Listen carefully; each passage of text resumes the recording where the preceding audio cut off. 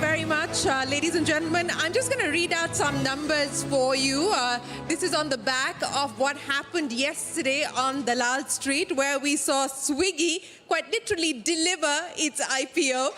So Harsha, it's great to have you here. 1 lakh crore rupees on day one of listing. That was the market cap that this gentleman and his team managed to deliver yesterday on Dalal Street. A big round of applause, ladies and gentlemen, for Harsha and the team at Swiggy. 5,000 employees have become crorepati's. 11,000 crore rupee IPO saw bids of over 40,000 crores. So once again, from all of us here, Harsha, congratulations. I'm not going to start by asking you about the numbers that you think I'm going to ask you about. What time did you finish partying last night?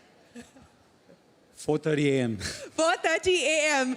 Was there a sense of relief at the end of it when you actually saw, when you were ringing the bell on the NSE? What was it? Relief? Excitement? What was going on at that point in time in your head? Actually, it was relief and excitement in that order. 80% of the emotion was just relief. Having sold the dream, it was just a vision. And so many folks chose to join us along the way for the journey. So to see that new level of reality be unlocked was just huge relief and excitement as a founder. The second excitement is, I think, as a founder, it's also just a new life experience. Yeah. I'm looking forward to figuring out how that stage looks. Now you can You know what is going to change, right? You're going to have to talk to us every quarter. Yeah, absolutely. Look, I think the business has gone through a million changes in the last 10 years. I think it can handle a few more. I'm sure it can, and we look forward to having those conversations with you. But, you know, we're talking about the relief that you felt yesterday as you rang the opening bell at the National Stock Exchange. But in the run-up to the IPO, and a lot of people, you know, we talk about this on stage, we'll ask you all questions about, are you ready to IPO, etc. It's not an event. There's a whole journey leading up to that event. And I want you to take us through what transpired over the last year plus, just to be IPO ready. And in that last lap, where the markets turned and suddenly sentiment was not on the side of you, you know, what was the feeling then? How much anxiety did you go through then? I'll answer the second question first. I actually, honestly, had no anxiety Really? throughout. Because all the anxiety was until you choose to go, until you know inside that you're feeling ready for it. Because being ready means that you lose anxiety over so many other things that are outside your control. That's what I wanted to prepare for, and that's what my version of the company being ready was. And once we got there, truly, like, that was the big moment. All the anxiety, all the butterflies were till the decision. Once we felt like, okay, I think we're ready, let's go. After that, I think it's just, you know, wake up and do the best you can. I think we did a great job generally communicating our story in the investor roadshows. We were receptive to feedback that we got on pricing, a bunch of things. So we don't like look back and think of anything that we would change about how we went about it. And that was 90% of our decision.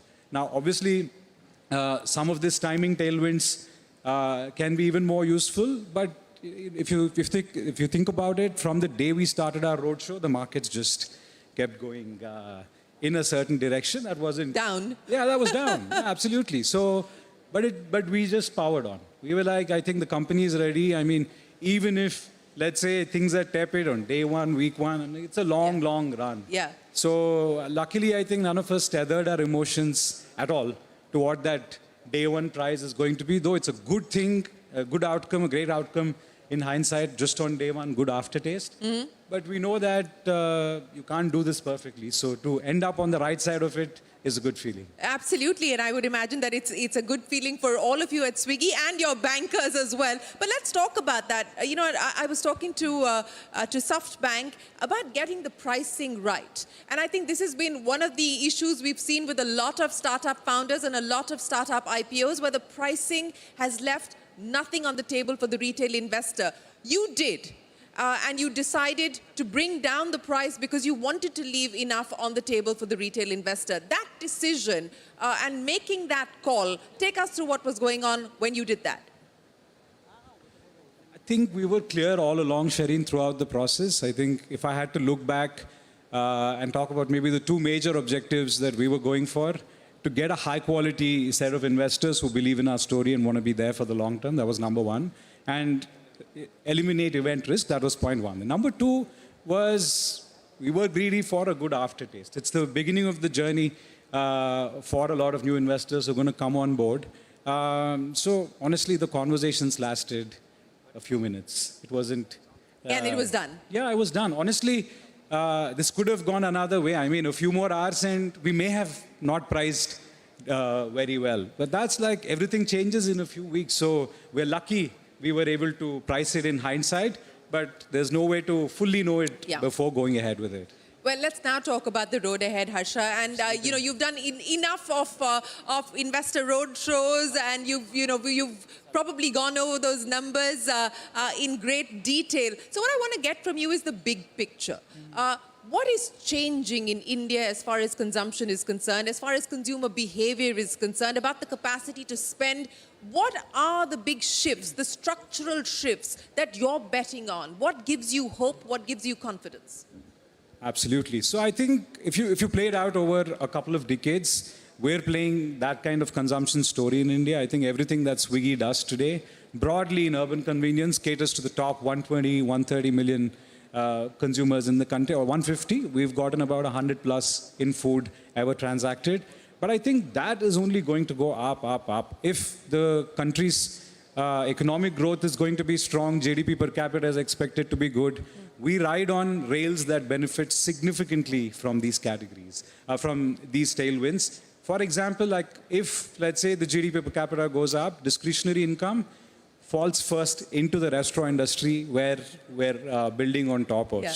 So I think we're going to like have the opportunity of a lifetime to be building these categories at this specific time in India. And we couldn't be more thrilled. So we're just blessed to have an opportunity like that. And we think that consumers, the one thing that maybe now we've learned even more is their expectations just keep expanding. They just keep going higher and higher.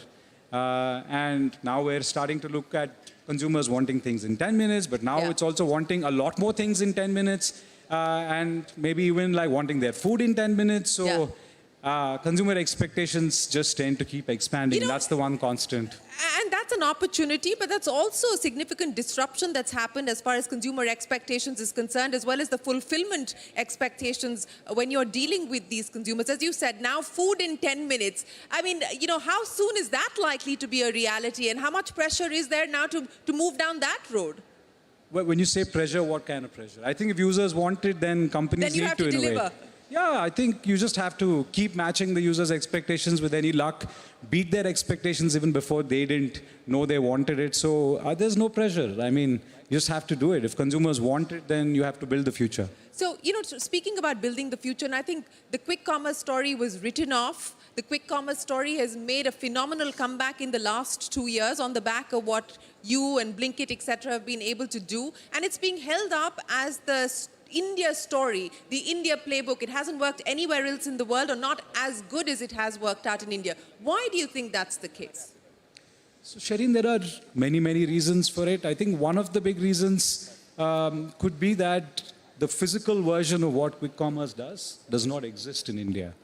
At some level, I think if you look at how retail has moved in every other geography, because they have big box retailers, then they have modern trade retailers, and then they have corner shops, etc. I think here the equivalent of what we do is actually the modern trade, which is meaningful but never got built out in the way that it got built out in other parts of the world. So there's a real opportunity that it's like almost like a pager movement that we didn't see enough of. So what we think is probably quick commerce caught modern trade very, very early on in the Indian retail journey, and it just offered consumers an opportunity to leapfrog into something that just comes to their home. So the lines between quick commerce and e-commerce, I mean, as you said, it started with low ticket size items, but now you're pretty much doing just about everything. I mean, or close to everything. I mean, are there going to be any boundaries to what you can do on quick commerce, or is it now e-commerce? Yeah, I think there aren't that many boundaries. If users are getting used to the platform, they want more and more selection, and they keep searching for it. I mean, the way users also search as they see more and more is a very interesting phenomena. Like maybe in year one, batteries would have been like, a type of battery would have been the one that the consumers wanted to search. What is it today? bed sheets was 3 months back. Bed It was the most searched, like, let's say, most searched with less selection than what consumers wanted. So that's an example. Like, you would wonder why people want bed sheets in 10 minutes, but they want it. They wanted a bed sheet, and if it could be available in 10 minutes, then they want it. So I think we will see the expansion of this imagination. Consumers are going to keep asking for more and more. Will all of it, will the entire world be available in 10 minutes? Probably not. Yeah. But I think there is a continuum, and all of us in the category are figuring out how to extend that continuum and figure out the paradigm that blurs the lines even more. So how large will these pipes be? I mean, you've already built them out significantly to be able to go from, batteries to bed sheets. What are we talking about now in the next few years?